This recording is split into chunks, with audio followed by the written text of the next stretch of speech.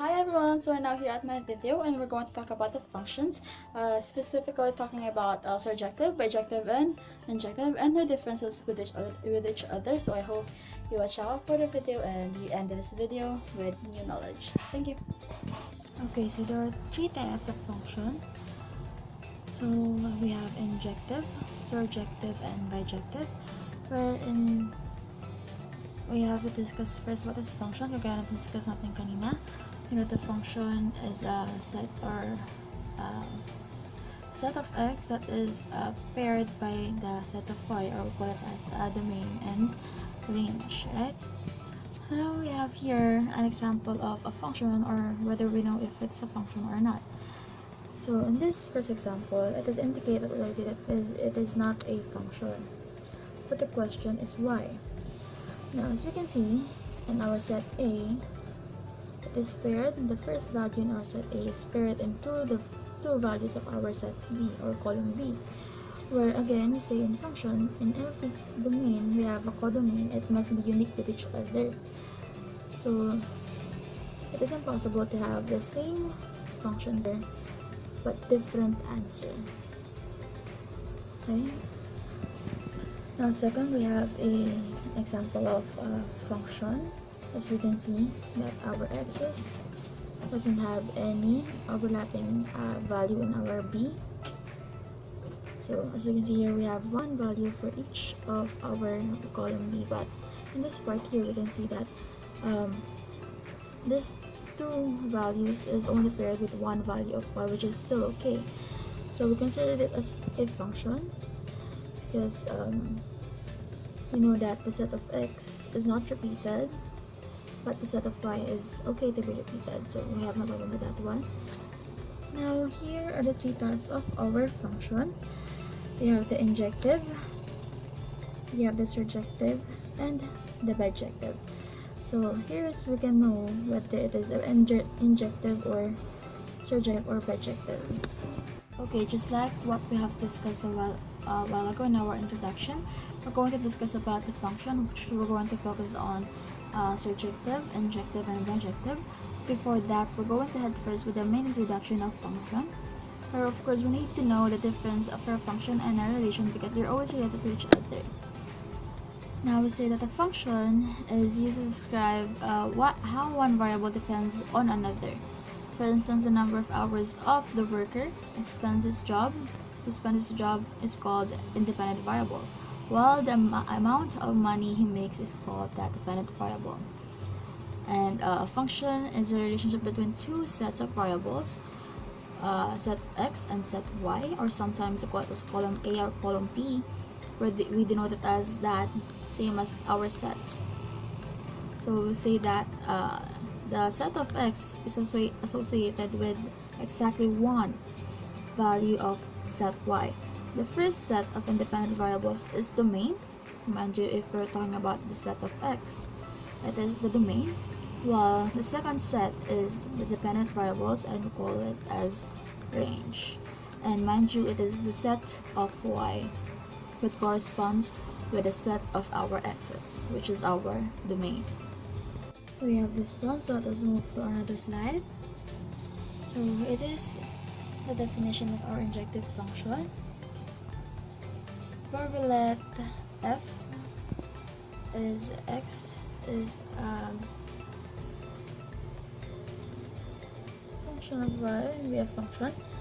Then f is an adjective if distinct element of x are mapped to distinct elements of y. So it must be that it's distinct with each other, and that is f of x sub 1 and x sub 2 are x, such that x sub 1 is not equal to x sub 2. Then f of x sub 1 is not equal to f x of sub 2.